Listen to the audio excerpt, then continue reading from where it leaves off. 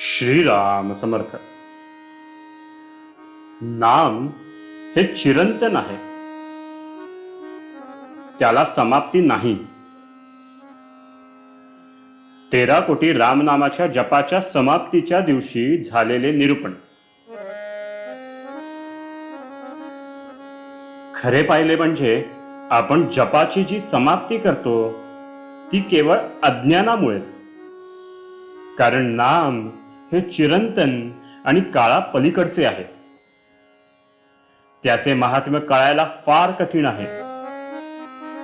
देवाला अत्यंत प्रिय जर काही असेल तर ते म्हणजे त्याचे नाम.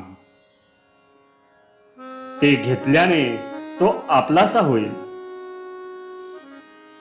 देव नामाशिवाय राहू शकत नाही. त्रिवेणी संगम जर कोणता असेल तर तो म्हणजे देव, भक्त आणि नाम.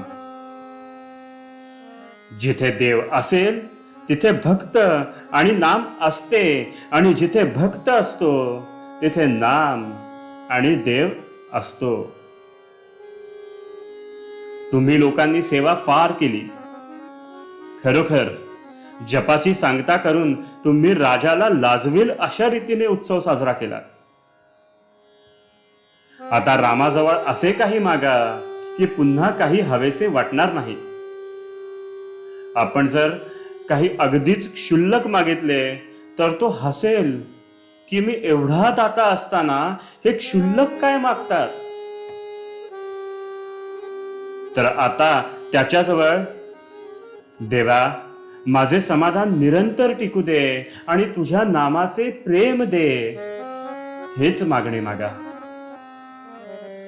भगवंताला पूर्ण शरण जाऊन सांगा, भगवंता मी हा असा आहे, यात सुधारणा होणे माझ्या हाती नाही. रामा मी तुझे नाम मरणापर्यंत घेईन तरच जगेन. स्त्रियांनी एकच करावे. पती देवा समान मानून देहाने त्याचे व्हावे आणि मनाने देवाचे व्हावे. प्रपंच हा परमार्थाचा लाभ होण्यासाठी करावा. कुठेही गुंतून राहू नये. कोणत्याही उपाधीत सापडू नये. उपाधीत राहण्याचे साधन म्हणजे उपाधी रहित असलेले भगवंताचे नाम सतत घेणे. नाम घेतल्याने श्रद्धा दृढ होईल आणि नामाची गोडी लागेल. जसे पाणी गोठल्यावर बर्फ होतो त्याचप्रमाणे नाम घेतल्याने श्रद्धा घट्ट होते. श्रद्धेमुळे देवाला तुम्हाला भेटावेच लागेल. तुम्ही अखंड नाम घेत राहा. देव तुम्हाला खात्रीने भेटेल याबद्दल शंका बाळगू नका. परमार्थ आणि व्यवहार यांची उत्तम सांगड घालावी. परमार्थाबद्दल नसत्या शंका घेऊ नये.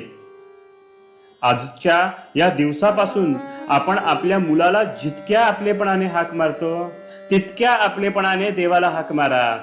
आणि आतापर्यंत जितक्या आवडीने भगवंताचे नाम घेतलेत तितक्याच किंवा त्याच्याही पेक्षा जास्त आवडीने आणि निष्ठेने ते घ्या. अंतकाळी अगदी सगळ्यात शेवटी सुटणारी वस्तू म्हणजे भगवंताचे नाम पाहिजे. नामात शेवटचा श्वास गेला पाहिजे. नाम इतके खोल गेले पाहिजे की प्राणाबरोबरच ते बाहेर पडावे. असे नाम जो घेतो त्याला देहाच्या सुखदुःखाची जाणीवच राहणार नाही. तो आनंदात राहील. मला खात्री आहे राम त्याचे कल्याण करी. आजचे बोधवचन: नामात शेवटचा श्वास जाण्याकरिता आतापासून सतत नामात राहण्याचा प्रयत्न करा. जानकी जीवन स्मरण. जय जय राम.